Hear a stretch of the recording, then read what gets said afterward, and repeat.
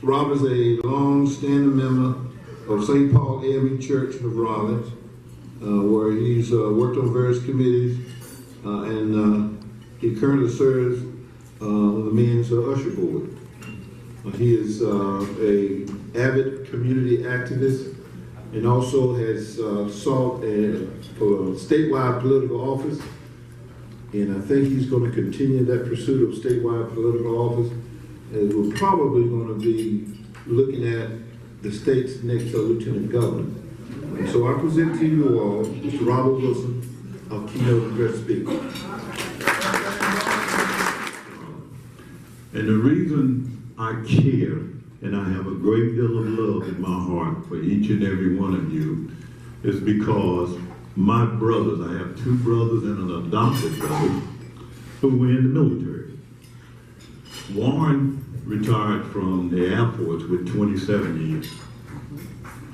My brother Vince retired as a Marine in Special Force with 28 years of service. And I have another good friend of mine who is my brother by another mother, named Fred, and he retired with 29 years as a Marine. Now understand, when he was in the Marine Corps, he was stationed at Camp Lejeune. They had to stay in the woods because they would not allow them to stay on campus. So I oftentimes listen to him tell me about being a Marine in Jacksonville, and they couldn't come on base. So I have a great deal of love and respect for each and every one of you. And from the bottom of my heart, and from a country that sometimes doesn't seem like it respects you, I love you dearly.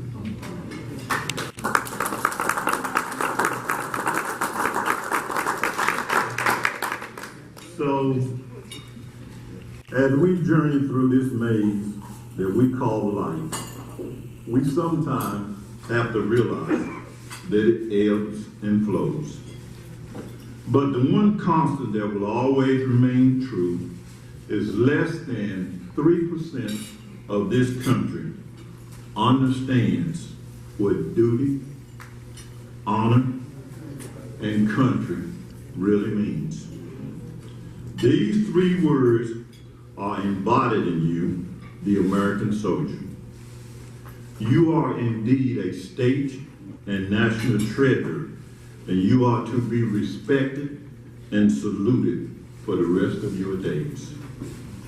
No greater love than a man or a woman could have than to lay down their life for a country that at times does not seem that it gives that same love and respect in return.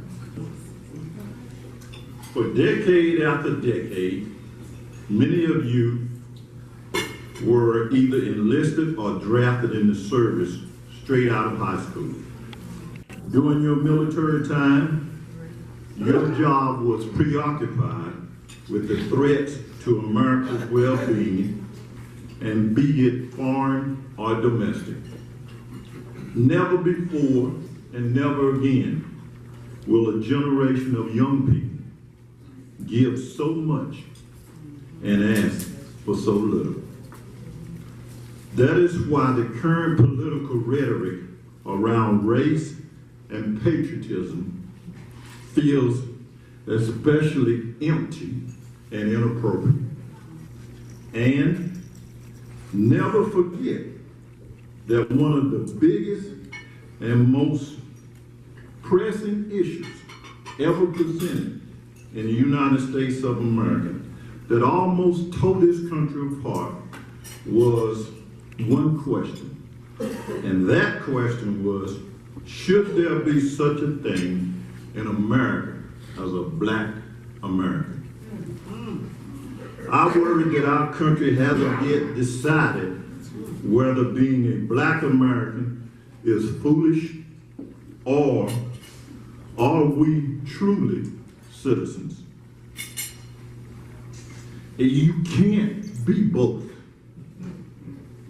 And history has proven that a country cannot survive by thinking that black Americans are foolish. Either the United States will hold firm to those precious words spoken in the Declaration of Independence, which states, "We hold these truths to be self-evident, that all men are created equal, and that they are endowed by their Creator with certain unalienable rights, that among these rights are life, liberty, and pursuit of happiness. Our country will be made better by those who, like you, believe that America will and can be the melting pot of greatness, to be the shining example for the world to see." It's imperative that you tell your history, because if you don't know your history, you're doomed to repeat it. And I would say to you that today, education, continuing education, is going to be the norm, not the exception. For your children, for your children's children, and for every generation to come after them. Going back and getting re-educated, if they're going to be able to compete in an automated, artificial intelligence economy, will be a requirement, not a volunteer act. And you, as the leaders, must instill this in your children and in your grandchildren. And you must tell your story. Don't ever be ashamed of telling your story, because your story made this country. You are the United States of America, bar none.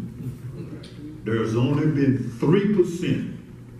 The other 97% has never made the sacrifice that you made. And don't you ever let them forget it, because there would be no freedom. There would be no opportunity. There would be no United States had it not been for you. And don't you ever let them forget it. In closing, there are those who appear honorable in order to gain respect of others. I believe that the real benefit in being honorable isn't how others view you, but how you view yourself. When you live with integrity, you don't have to lie. You don't have to play games. There is no need to hide in the shadows or live in shame. In our state and country today, honor and integrity is being pulled in the undercurrent of immorality and dishonest behavior. Your acts of valor, as well as the way you have lived your life, is exactly the example we're looking for. I ask you again to pick up the torch of boldness, courage, and commitment. Lead us back to the days when honor and integrity will be a strong foundation of this great state and of this great nation. Ladies and gentlemen, I implore you to do just one thing. I implore you to be yourself. May God bless you, and may God bless the United States of America. Thank you.